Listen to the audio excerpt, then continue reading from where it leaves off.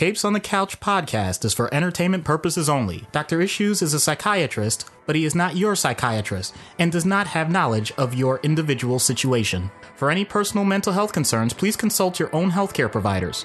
For medical emergencies, please call 911 or the designated number in your area immediately. Remember that you are not alone and help is out there.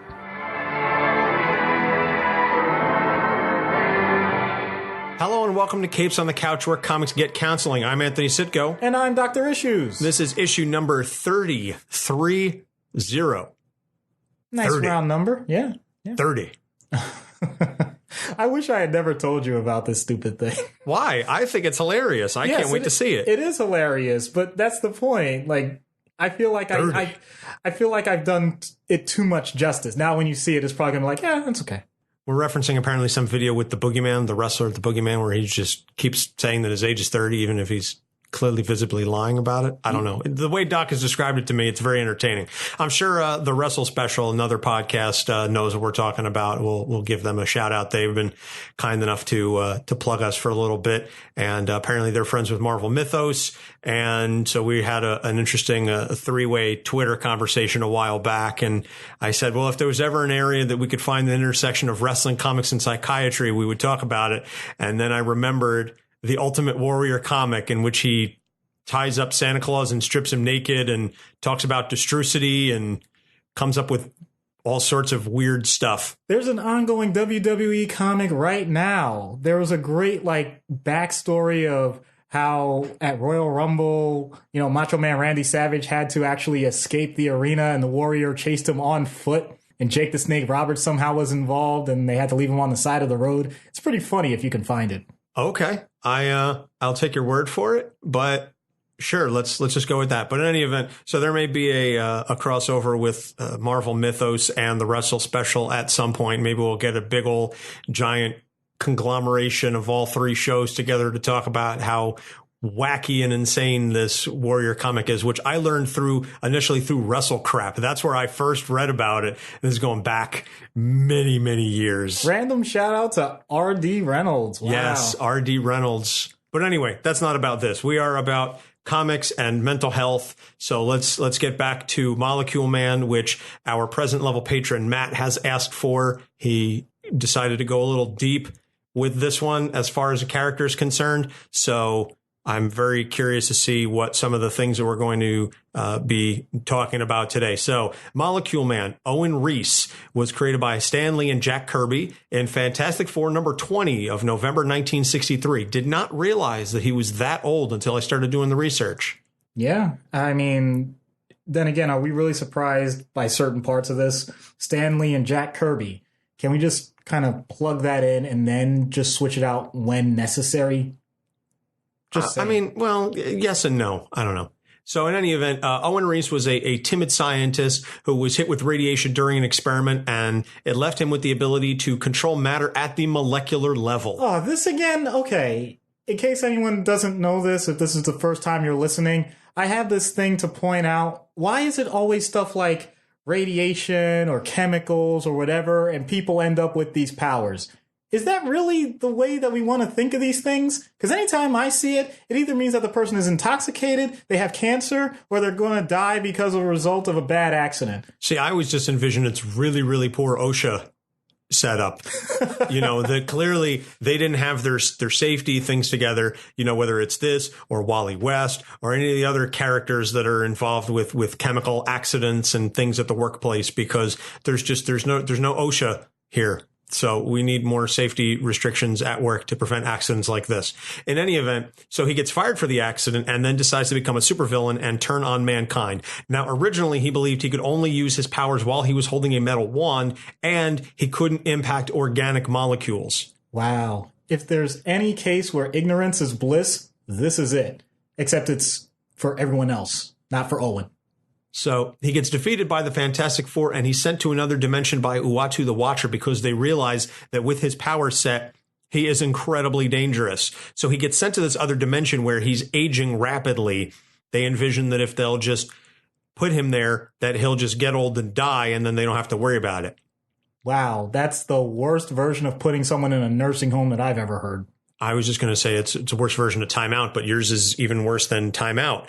While he's in this dimension, he creates a son and he gave him his powers, but he doesn't have those limitations. So he doesn't need the wand and he can impact anything. So now inside this dimension, there's the son of Molecule Man who can do anything that he wants. And then Owen transfers his consciousness to the wand. So he just shortcut the entire idea of creating a legacy by saying, yeah, here you go. Here's everything, but better. And I don't want to actually do anything, so I'm just going to put myself over here. Have fun. I guess if that's how you want to look at it. Just saying, that's a version of looking at it, you know. All right, whatever. You do you. So the son transports himself to Florida. He was trying to transport himself to New York, but he ends up in Florida next to the nexus of all reality, which is protected by the man thing. Giant-sized man thing. And so he's defeated by thing and man thing. It's a man thing? A thing man thing? Man thing?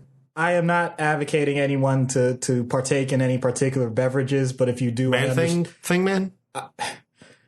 Oh, man. I'm going to take a drink right now of water, but this is too much for my brain. Without the wand, his body quickly aged and turned to dust. And then, not going to get into this in the weeds, but the wand gets picked up by several different people and they all get possessed by Owen. Iron Man gets possessed by Owen. There's a woman and she becomes Molecule Person.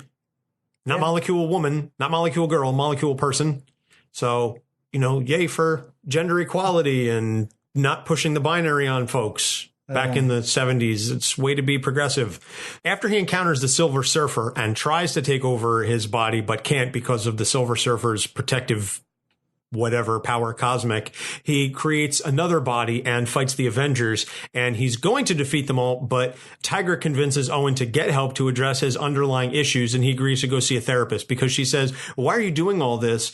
You're not that bad of a person. I think you're just lashing out. And he's like, I guess you're right. Maybe I should go see somebody and have these addressed professionally in a manner. And after the Wolverine episode, that's a perfect example of it. People will go seek help when they're ready. Yeah, so I guess it's a matter of a heel realization, if y'all borrow that TV tropes. He's just kind of off doing his own thing, but then he gets transported to Battle World as part of the Secret Wars, and it's here where he meets Volcana, a.k.a. Marsha Rosenberg, and she has some heat abilities, and she can throw fire and create heat energy. I don't know all the specifics. She's like D level at best. So they meet and they fall in love and they decide that they're going to return to Denver and just kind of live a peaceful life. Like she doesn't want to do anything. He doesn't really want to do anything. Neither of them want to use their powers. They're like, we're just going to go hang out in the suburbs and just chill. I guess you're saying they wanted to keep that flame going. Get out. Get out right now. Get out and don't come back. So during Secret Wars 2, he becomes a hero because the Beyonder, who was the villain of the first Secret Wars, now the Beyonder comes to Earth. Long story short, he wants to know what it's like to be a person, and then he decides that being a human sucks, so I'm just going to destroy the universe. So he fights the Beyonder. He joins with the Silver Surfer to undo all the damage to Earth, and then he claims that he burned his powers out as a result of fighting the Beyonder, so he could be left alone with Marsha. He's basically saying to everybody else, nope, I used them all up. I don't have my ability to control matter anymore. I used it all to undo the damage that he did, so you can just leave me alone. I'm not going to be a threat anymore. You just leave me alone with Marsha, and we're just going to go off and do our thing and have a family. Yeah, I mean, that sounds good. Hey, wait a minute. So then he's out and about and he encounters Doc Samson. Yay! As soon as I read that when I was doing my research, I go, oh man, Doc is going to be so stoked about this because Doc loves him some Doc Samson. Yep. Owen reveals that he and Marsha have separated for a while, and Doc basically, he says to Owen, you need to show Marsha how you feel. And so he says, well, I'm going to do something. I'm going to make a big public declaration of love. Guys, don't do this. It's stupid and it never works. It never turns out well because then she just ends up thinking that you're a nerd and then you're left kneeling at half court by yourself on the Jumbotron or kneeling in the middle of your class with a pin that you wanted to give to your classmate. And it turns out that she has a boyfriend that she didn't really bother to tell you about, but that she met him through riding class. Not that I'm talking about anything that happened in 7th grade. Anyway, Owen decides to make this big public declaration of love. He adds Marsha's face to Mount Rushmore. See, I'm almost willing to say that magnitude just overpowers anything that you just mentioned. I'm not sure there are that many people that will turn down a request for at least a relationship if their face were put on Mount Rushmore. No, but see, this goes back to what we were talking about last week when we were talking about the Wolverine episode and we had that whole tangent. Oh, don't get me wrong. I don't think it'll necessarily last, but it'll get you an opportunity. That's all.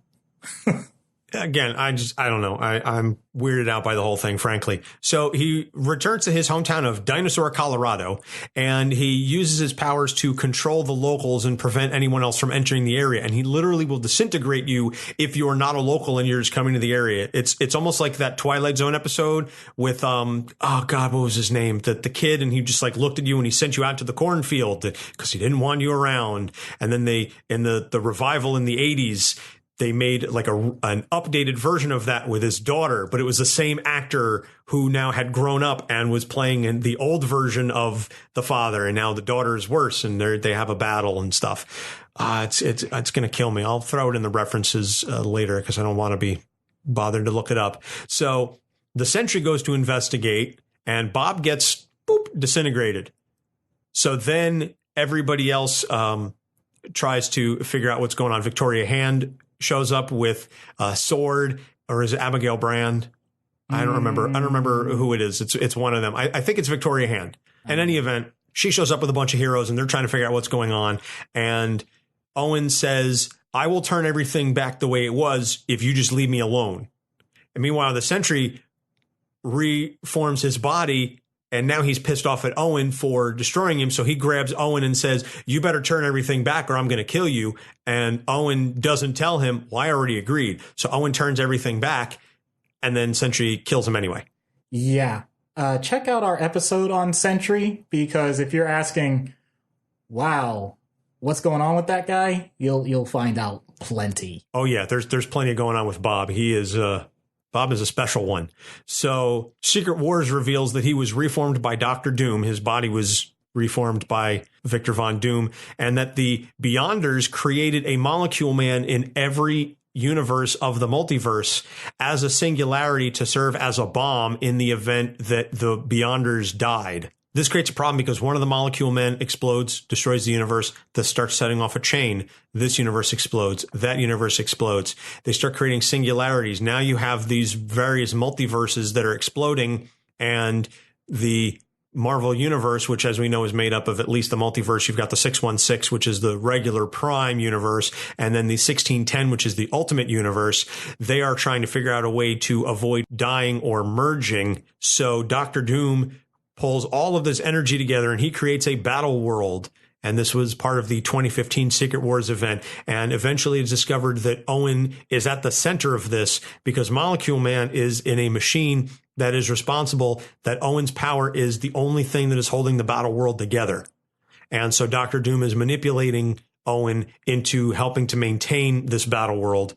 And he is also responsible not only for maintaining the battle world, but for giving God Emperor Doom all of his powers.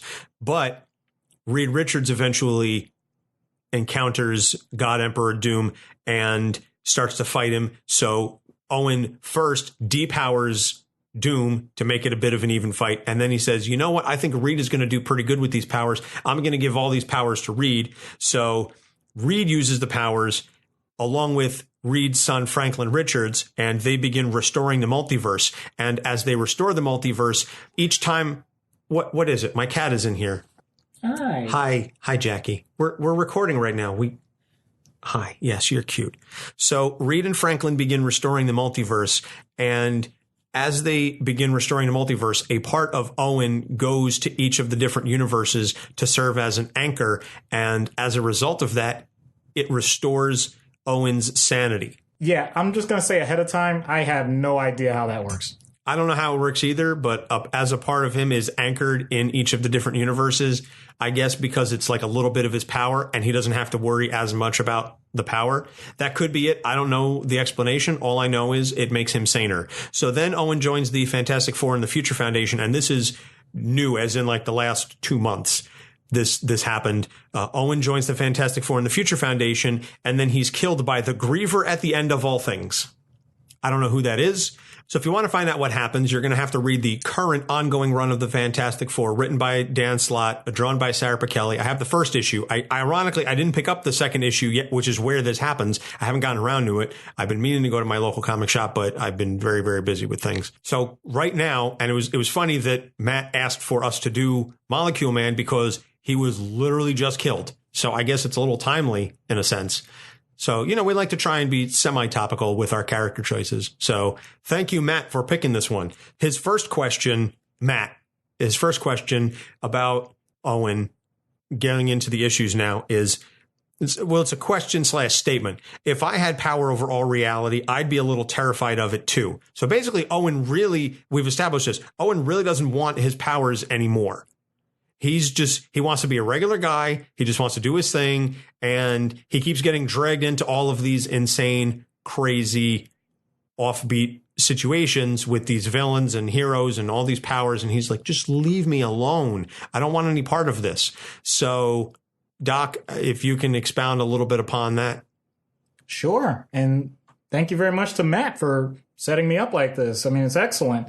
And I apologize. I didn't plan this, but I got to do this Simpsons reference. It's not the one that Anthony's thinking of. That's not a question, Matt, but we know what you're trying to say. That was Troy McClure when they did a clip episode where someone just said, I think Homer's getting stupider every year. The thing that Anthony said so well is that this guy is Frank Grimes as God. See, the problem is you gotta have to understand who Frank Grimes was as a character. Oh, grimy. Oh my goodness. So the point is, I see him as a lovable loser, but apparently a lot of people think that he's just kind of a jerk of a loser. But either way, the point is, he tried to do things his way, and life just kept throwing random junk at him, and it was just horrible. And he meets up with Homer, and Homer has, in Frank's eyes, all these wonderful things and stuff, even though he doesn't deserve it. So then Frank starts trying to act like Homer, and ultimately ends up killing himself. Not in that way. He wasn't suicidal. He just thought he'd be protected by making those types of mistakes. But if you take someone like that feels like life is just throwing things at them and they just want this regular life, and in this case, it's not just powers. We did an episode about Jessica Jones, and it does have a little bit to do with the idea that you get something that is beyond your control. But this is way beyond, because Molecule Man can control everything.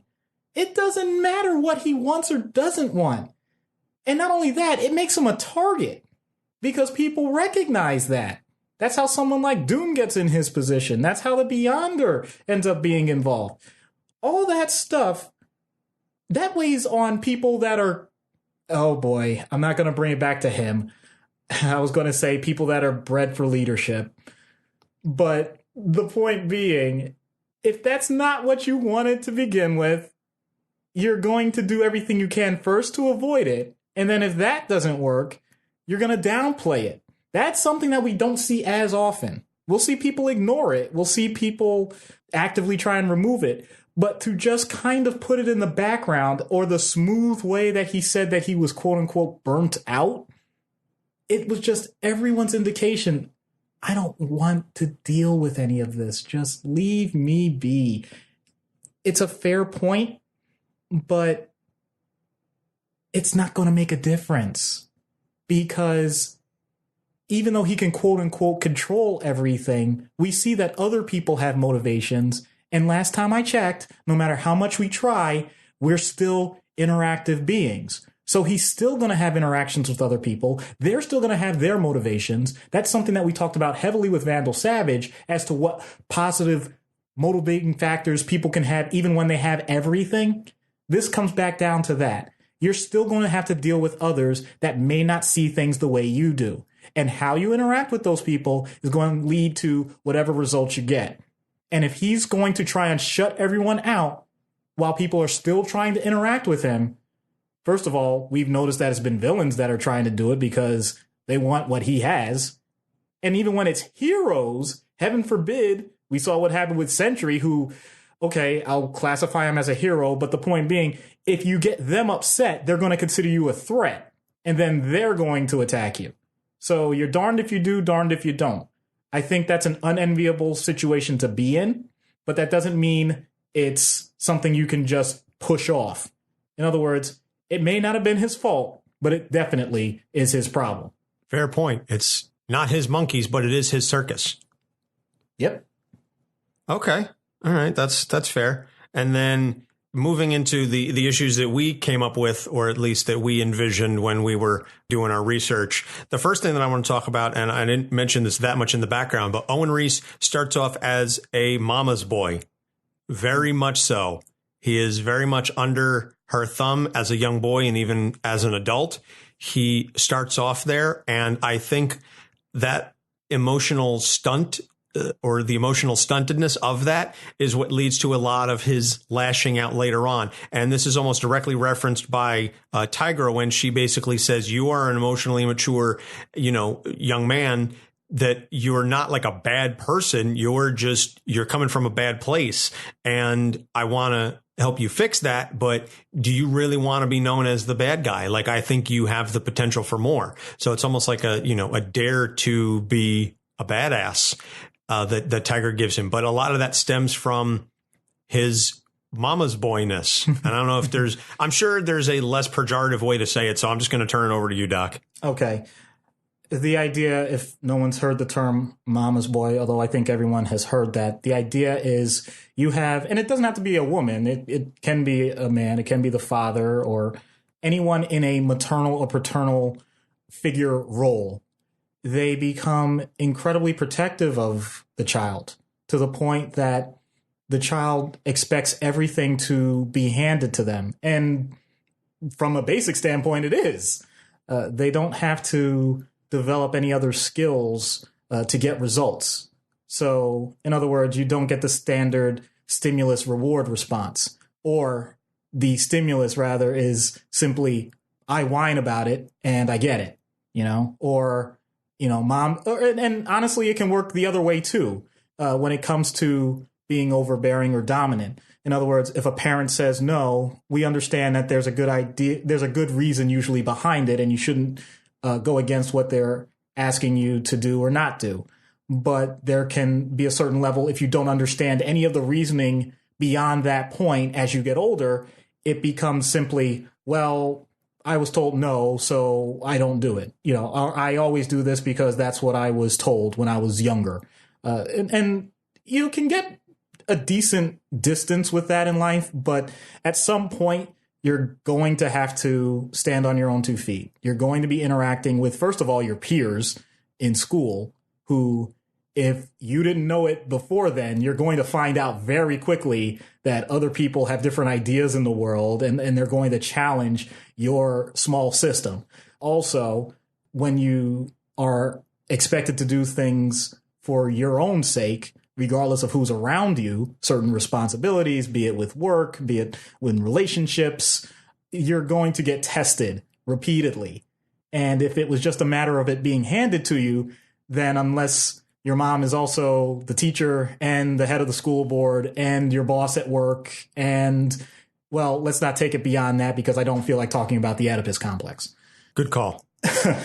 You're going to have some serious struggles. And I'd like to say that society likes to coddle people and help with a very smooth transition with these things. But in my experience, that's not the case. Life is a very difficult teacher if all you have is mistake after mistake after mistake to learn from experience. So I don't like the term mama's boy, but at the same time, I don't think it's necessarily wrong, because I think it quickly gets to the heart of why it would be a concern if someone sees that in a person. Well, as our friends over at Popcorn Psychology just did a couple of weeks ago, they did an episode on Psycho. I was going to say a boy's best friend is his mother. And don't do that again, because that was too creepy. I'm sorry, I don't know what you're talking about. Yuck. So Owen's next thing, it comes out when he's dating Volcana, Marsha Rosenberg.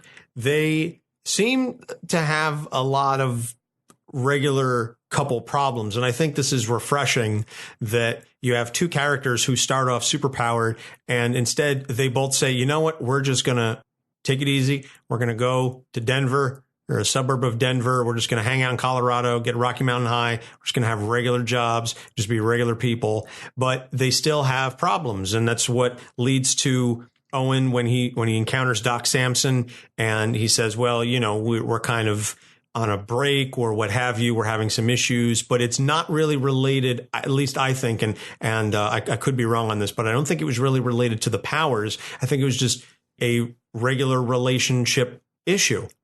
And of course, then Doc's suggestion, Owen takes and just really goes balls out with it and just says, well, you know how I'm going to make it up to her is I'm just going to put her face on Mount Rushmore. But what impact does a relationship like that have in terms of a humanizing effect on a character like Owen? That's an excellent point. First of all, they both appear to have similar goals. And when that happens, it makes a relationship much more likely to be sustained for a long period of time. It's not a guarantee. Nothing is guaranteed. I know earlier I said that doing an act like what Owen did with Mount Rushmore might get you an opportunity. I was saying that on the front end, meaning if you didn't know a person, like you barely knew them, and you did something like that, you got their attention, I'm sure. What the person does beyond that point? And now, in the context of being told by a therapist, make sure that you show your affection, that sounds like a good thing to say. As opposed to make sure that the person that you're having struggles with is now being publicly broadcasted for everyone to see. That is what he really did, and that is a problem. Especially when they were already very focused on privacy. You have to maintain the goals that you first set. They can change over time, that's fine, but you got to talk about it. So, in terms of what led to their rift, I'm not going to speculate. That can be any number of problems in any relationship. That could be in terms of responsibilities and, you know, who does what on a daily basis. It could be intimacy. It could simply be they don't have the same likes. You know, that I don't know exactly how they talked about it. Maybe they're not having their movie night anymore. I don't know. I'm not Netflix and chill. By the way, I'm learning more and more that a lot of people don't know what Netflix and chill really references. We do, you know, but who doesn't know what Netflix and chill is? Oh, I'm finding out at work. I definitely am. How old are these people? Not our age. There are other people in the world, man. I don't know what to tell you. No kidding. There's other people in the world, but I guess that's, I don't know. I thought this it had reached the cultural zeitgeist, like it had permeated the public consciousness and everybody understood. Now, since this is a tangent, I am going to tie it directly to what we're talking about. Once again, making those types of assumptions. You know what assume does. Yeah, right? It makes an ass out of you and me. I know. Okay. So that's the thing that happens in relationships sometimes. And people can go years this way of just assuming that they're on the same page with things. And in this case, it's not as if both of them always have the same struggles or the same pressures. I know we talked about this in the Logan episode too, about how you balance things out. I'm going to make a different analogy this time because, you know, we have to keep this thing going fresh. Right now, the way that it's described with their relationship, it was a tug of war, and they're on different ends of the rope. How about we change that so that they end up on the same end, so they know what they're pulling? That's part of the problem. If you don't know what the goals are at any given time and you lose sight of them and you don't talk about them, then they get lost and the other person becomes the goal. And that's a very silly thing to do. You're in life together. You're trying to figure it out together. Don't worry about all the minutia of how should I say this or how should I mean, it's good to rehearse those things. And yes, that's important. I'm not denying it's important, but it's not as important as keeping your priorities straight as to what your original goals are. Are they still there? And if they're not, what are the new goals? And if you can't match up with them, then have an honest conversation about it. So in other words, I'm not saying that separations and divorce have to be totally wrong or totally bad, but make sure that you've done everything before that point to make yourself aware of where things are going. That's all. So I wish the best to Marcia. I hope that she doesn't set the world on fire, unless she just emotionally wants to not flame out. And insert other fire puns here. Womp womp. So the last thing I want to talk about is the wand. The wand that he believes is what he needs for his powers. Because very early on in his villainy, when he was still just a straight up villain, he was under the impression that he needed this wand to use his powers and that he could only control inorganic molecules.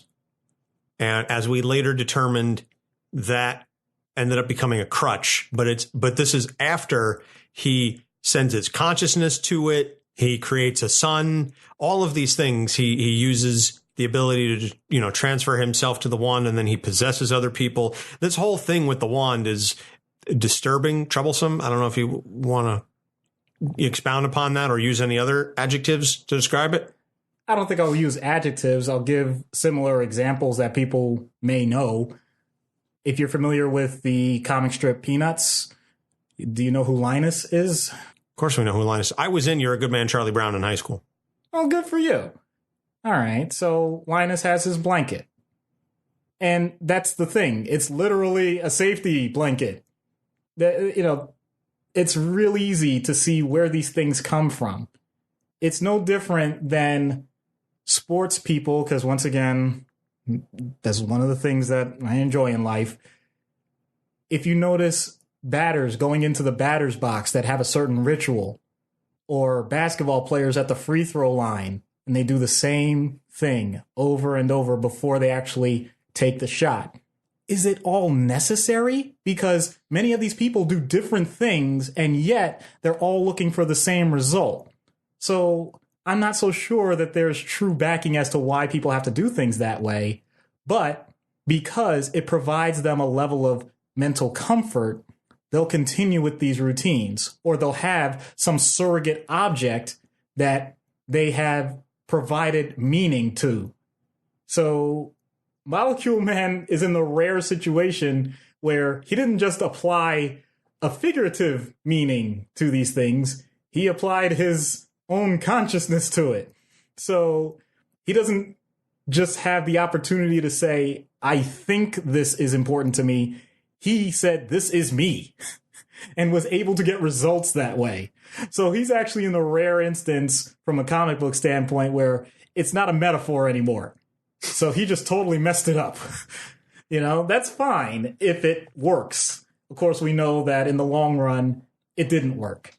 No, it did not. Right.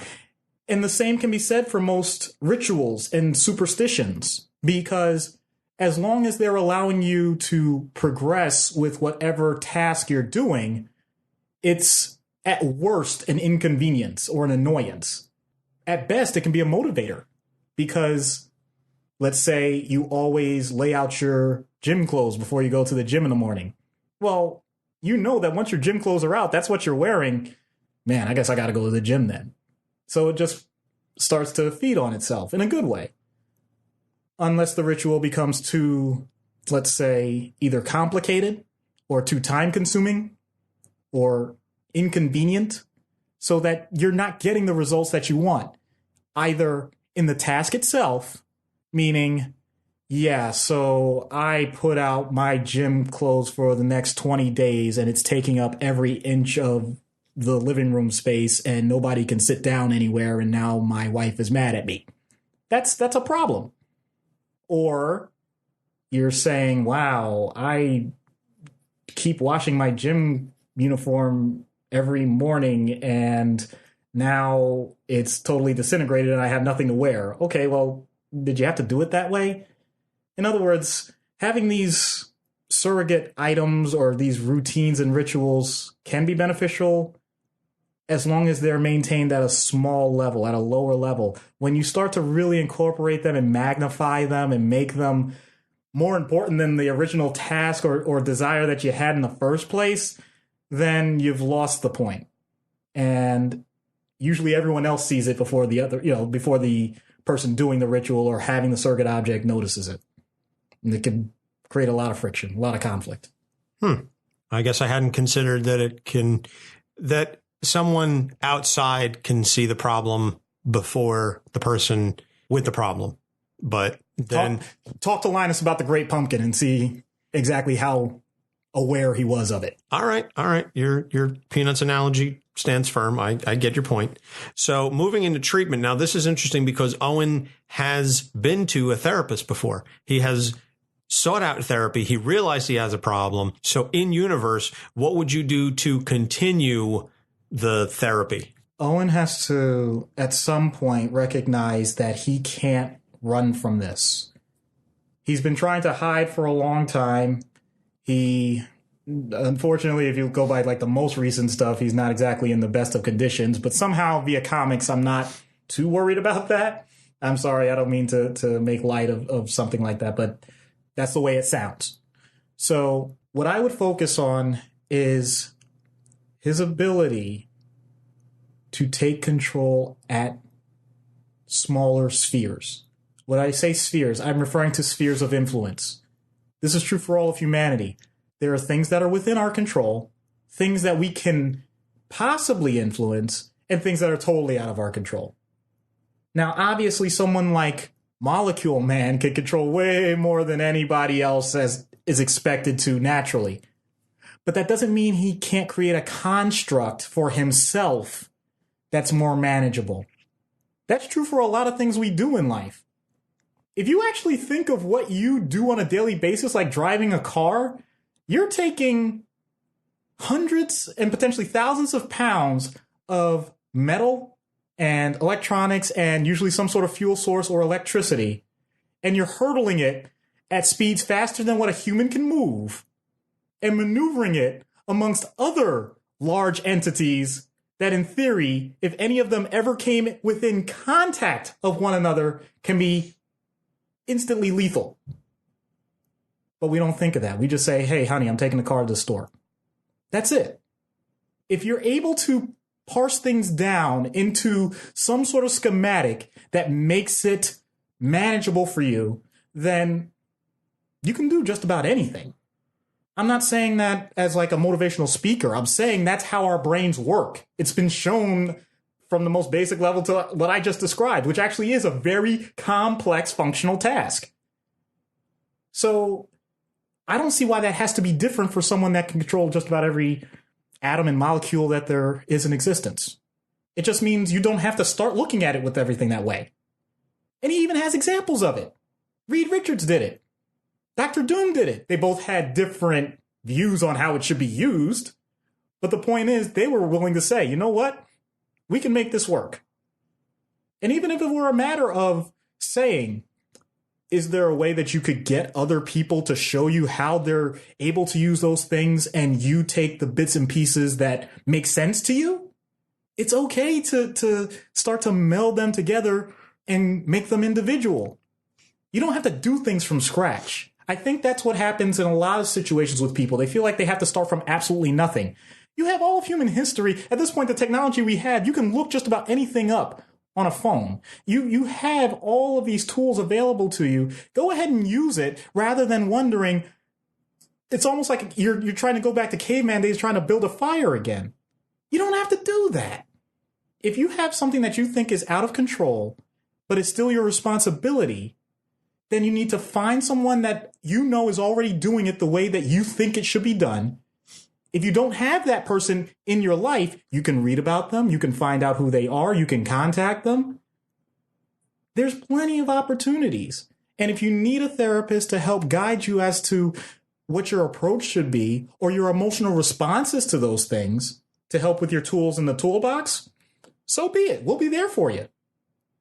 But it's still going to be that person's job to do it themselves. Fascinating. Fascinating. So moving into the out of universe. Now, here's a scenario that I don't know how you would create a corollary, once again, to a real life person. Having said that, the best I could theoretically come up with is a coddled mama's boy or a former coddled mama's boy, again, using the pejorative, who is feeling overwhelmed by their responsibilities and who needs a crutch of sorts to be able to cope with these things, and is in a relationship that isn't bad but needs some work. And this was something that they formerly were able to use as a source of strength and now is an additional source of stress for them. So all of that in mind, I guess that's the best way that I can make it into a relatable, real person. What would you say to them? So a trust fund baby in an arranged marriage that has just become a higher up, not the executive, but like a higher up within a company due to nepotism, and is starting to get worn down because a lot of his middle management is trying to call him out on his BS. All right. Well, first of all, I need to separate the man from the boy, or the woman from the girl. It doesn't matter. I need to know what that person's individual motivations are, because they probably haven't been called on it. They're probably doing the things that have been expected of them by their parent or their paternal figure or maternal figure. It may be the same, and that's okay, but I need them to identify it first. And if it's different, that actually makes it easier, because it allows for the dissonance to start to do the work. In other words, how can you have goal A and your parent have goal B? And if they don't match up, how are we going to deal with that? Because at some point you're going to have to drop that other goal and stick with your goal, because that's the only way you're going to grow. You can't take someone else's goal, not being genuine, and just run with it your whole life without it impacting severely your other relationships, including the most personal and intimate ones. Because then what you're doing is you're asking for a mediator. You're not going to have a partner. You're going to have someone that basically is going to be calling you out about your relationship with your parent, usually, because they're going to recognize it for the most part. And I don't know anybody that wants that automatic family friction. In addition to that, if you have a situation where you have a certain level of responsibility, certain level of power, and either you didn't ask for it or it was basically thrust upon you based on situation, then you're going to have some people that are going to outright question you. Did you really deserve this? Why am I not in your spot? And that person may have a legitimate point, which can backfire and lead to depression, can lead to wrong decisions, because now your decision making is, well, I'll show them and I'll make sure I do exactly the opposite of what they said because I want to prove that I'm my own person, whether or not that decision is actually best for the company or best for the organization, whatever. So you have to parse out what the person wants in their relationship, what the person wants in their work environment, and what the person wants with their family. The other two, those can be dealt with regular therapy. With the family, boy, oh boy, that becomes a situation where I've been involved in points where, despite the person being in their 40s, 50s, whatever, having a parent come to the hospital demanding to take that person home because they know what's best. And how dare we make those decisions? It gets that deep. Oh, my. So it's not just enough to say, I know I said it very lightly, like, okay, let's make sure we separate out the goals. But it may not just be that person wanting to appease those people. It's those people have taken on that role and will not relinquish it. That is pretty scary, I'll admit. And that is not something that a single therapist usually is able to do. It's something that you're going to need, usually a group. You're going to need not just a person doing therapy for that person, but also another intervention family-wide to really parse it out. Otherwise, it's going to be a situation where no matter what you're doing with this person to improve their individual standing, they're always going to have this other side hammering them down and limiting their success. That part, I'm not going to pretend and say that there's a simple fix for. No, definitely not, because usually in those types of situations, those narcissistic parents don't see the light of day, and they are so convinced of their own rightness that everyone else is just wrong. And if you question them, well, you're just turning on them because it's a me. And they are literally unable to see the world from the perspective of anyone who isn't them, and from anything that isn't an incredibly short-sighted, myopic, self-serving mindset. Very heavy stuff. And I certainly don't begrudge Owen for wanting to seek out therapy in these types of situations. And, boy. Well, let's find out how it works, because we're going to get Owen Reece on Dr. Issues' couch. Hello, Owen. I'm Dr. Issues. Hi, doctor. Well, first of all, I want to thank you for taking the time and effort to show up and talk to me like this. I know it must be difficult. Oh, thank you. I know I have a history of struggling in situations like this, so I take the help where I can find it. Bob said you did a great job with him. Bob? I'm sorry, the Sentry. I mean, we've moved past that whole disintegration thing. He's a really nice guy when he's not under control. I see. Well, would you also classify yourself as a nice guy then? I try. I mean, I think I'm better than I was. I mean, at least I'm not trying to manipulate the entire universe just to get back at my boss, right? Right. So since you've moved past that, what are you working on now? I'm focusing on trying to patch things up with Marcia. I care about her a lot, but it's hard sometimes because I keep getting dragged back into fights that I want no part of. Can you give me an example? I didn't want any part of Doom's world, the whole battle world thing. I wanted out, but he made it so that the only way things could stay stable was if I kept them that way. That's why when I got the chance, I gave the power to Reed to fix things. I didn't ask for this power, and I don't want to use it anymore. I know I can't get rid of it, but at the very least, I just want everyone to leave me alone. Just let me be in peace. Well, everyone except Marcia. No, not like that. Our problems don't stem from my powers or hers. I mean, it's a relationship issue. That's all. I'm certain that we will come back together soon. You seem to be keeping them as two distinct concerns, but doesn't one play off the other? I don't think so.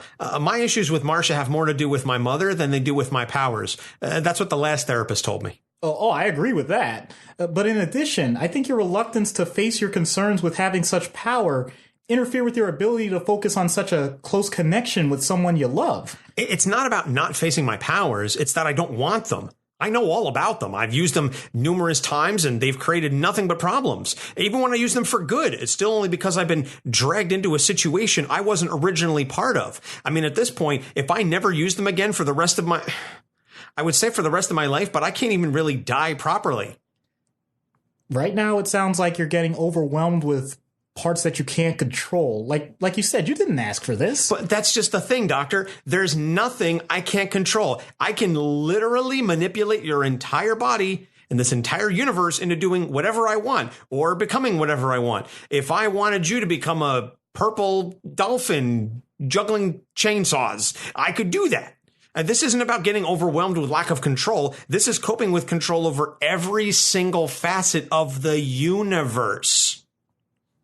That's a switch. You mentioned that Reed Richards was able to do some wonderful things when he had control. But what makes that different from how you use these powers? He was just fixing what Doom had broken. And my concern about using my powers is I don't want to make people do anything they don't want to do. I've been manipulated for so much of my life. I don't want to be the manipulator over anyone else. It's hard enough controlling me. Well, in that case, is there a way to, I don't know, consistently delegate such a heavy burden? I don't want to burden anyone else with this, though. It's nothing I would wish on my worst enemy. And yet your enemies wish to control you and... I doubt they'll stop trying. Yes, but if they got the power, they would just make things worse. I mean, you know what Doom did with it, and he's a genius. I mean, he's evil, but he's a genius. Someone with worse intentions and less intelligence? I shudder to think. So you want to make sure that this power doesn't fall into the wrong hands, but you also don't want to use it yourself, but you also can't delegate it to anyone else, and you just want to be left alone. Does that sum it up so far? Don't forget about Marcia. Right. But I'll admit, I'm used to coming up with a decent schema for a person to limit their spheres of influence, but you're giving me an infinite canvas here. I can't remember if I've ever... Wait, that's it. What? Remember. Everyone remembers that I have this power. I don't follow. People know I'm Molecule Man. They want me because I'm Molecule Man. They don't want Owen Reece. If I can make people forget I'm Molecule Man, they'll just leave me alone. Wait, I know you said that you met Bob. Are you sure you want to go Hello, Mr. Reece, I'm Dr. Issues. Yes, you are. So what brings you here? Nothing anymore. Thanks for the suggestion, Doc. I'll be on my way. Huh? I think you helped him, but I don't know what he needed help with. I've never had a patient say thank you before I did anything. Huh. Strange. I mean, I guess it counts for your satisfaction rate, though, right? Yeah. Did he leave you a good review on Yelp? Yeah, that'll be the first. So that's going to about wrap it up for this week. So next week, we've got Doctor Strange, and then we're going to take a 1 week hiatus just because of work and personal life. And we can't find the time to get together. And we would just rather, at least this time, we're letting you know there's going to be a hiatus, and it's not just like a sudden thing. So there'll be a 1 week break. But then when we come back, we will be doing our crossover episode with Popcorn Psychology, and we will be talking about The Incredible Hulk. So we're going to be on their show and they're going to be on ours. It's going to be a lot of fun. So that will be coming up in early December. So before we head out, we'd like to remind you, if you listen to us on a platform in which you can leave a rating or review, that we ask that you please leave us with a good 5-star rating and a review, and recommend us to others. And we've got a review here from Psycho Pineapple. It says, the show I didn't know I needed. Do you like comic books? Are you interested in abnormal psychology? Then this podcast is for you. The hosts are very entertaining. I've learned a lot about my favorite heroes and villains. Love the skits at the end. Well, we're glad that you enjoy the show, Psycho Pineapple. Thank you so much for the wonderful 5-star rating and review. And if you want to leave a rating and review, we will do our best to make sure that we read it on the show. And you can find us on our website, capesonthecouch.live. We are distributed through the Libsyn Network, and we're available on Google, iTunes, Stitcher, TuneIn, YouTube, iHeartRadio, and Spotify. So a number of those platforms, I think, allow you to leave ratings and reviews, so please do so. We're also available on Twitter, Capes on the Couch. Doc and I each have our own personal Twitter accounts, Anthony Sitko and Doc Issues. You can send us a Facebook message, facebook.com/capesonthecouch. You can send us an email, capesonthecouch@gmail.com. There are a number of ways that you can reach out to us.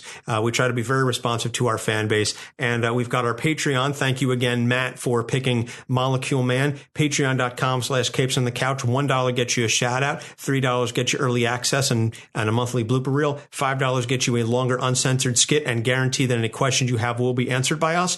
And $10 gets you the president level slot. And that means that once a month you get to pick a character, and we will do that character and answer any questions that you have. So there are a number of ways to get in touch with us. We love hearing the feedback. We love reading messages from the fans and interacting on Twitter, and letting the show continue to grow and grow and grow. So, Doc, anything you want to add before we head out?